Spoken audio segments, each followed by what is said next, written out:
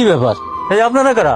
আমাদেরকে আপনি চিনবেন না, আমরা নিজেরাই আমাদেরকে ঠিকঠাক মতো চিনতে পারতেছি না। আসলে একটা ঘর খুঁজতেছি। আপনাদের বস্তি থেকে একটা ঘর হবে? ঘর তো আছে, কিন্তু আপনাকে দেখে তো গরিব মনে হচ্ছে না। আসলে আপনারা গরিব না বড় লোক?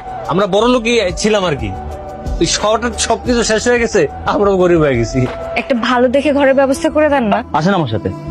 দোস্তান, আমি গরমে পাগল হয়ে যাচ্ছি, আর দেখছো কি বাজে দুর্গন্ধ। আমার কি মনে হয় জানো, তুমি মনে হয় একটু হাত মুখ ধুলে ঠান্ডা পানিতে তোমার মনে ভালো লাগবে, যাবা? বাথরুমটাও তো ঘরের মধ্যে নেই, সেই মঙ্গে যাওয়া লাগবে হাত মুখ ধোয়ার জন্য। কয়েকটা দিনের একটু কষ্ট, আসুন। তোমার জন্য ইসে তোমার এখন বিরিয়ানিটা আনতে কইছে কিনা? হ্যাঁ, এখনই তো ধরাটা খাইতাম। এত কিছু মনে থেকে কি খাবার দাবারের যে লোভ, এটা কন্ট্রোল করা যায়? সবসময় ভালো মন্দ খাওয়া অভ্যাস তো। আচ্ছা, এরপর থেকে মনে রাখবো, এরপর থেকে আর আনবো না, আজকে এটা খেয়ালই চলো। যাক, তোমার মতো কিফটা যা আমার কথা ভাইবা বিরিয়ানিটা নিয়ে আসছে, এই জন্য তোমার ধন্যবাদ। দাও। তোমার মতন একটা বউ থাকলে ভালোবাসা কমে? আচ্ছা, আপনার নাম কি? আমার নাম তো রমেশ মিয়া। তো রমেশ মিয়া, এই সাইদ আর তার স্ত্রী, ওদেরকে দেখে আপনার কি অন্যরকম কিছু মনে হয়? যে ওদের অনেক টাকা পয়সা আছে, এরকম কিছু? না, এইটা মনে হয় কি একসময় ছিল, কিন্তু এখন তো কিছু নেই।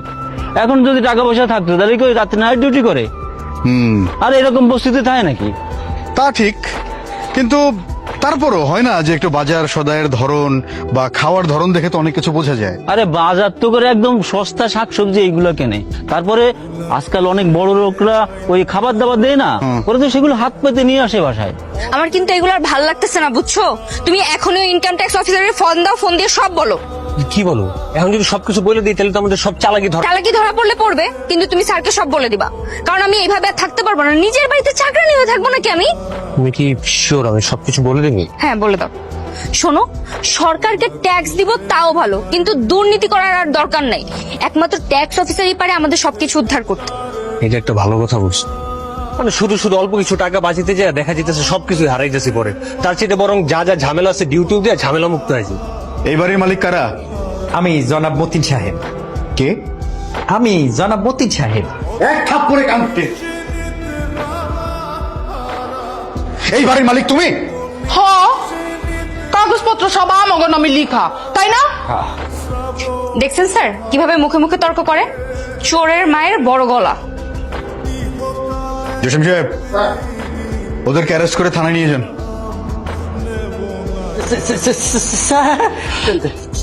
থানায় কেন দিবেন স্যার? সুযোগের সদ্ব্যবহার করে মালিকের টাকা পয়সা বাড়ি গাড়ি এগুলো আত্মসাৎ করার দায়ে তোমাদেরকে হাজতে ভরা হবে। আরে, যাও, এখানে দাঁড়াও, যাও।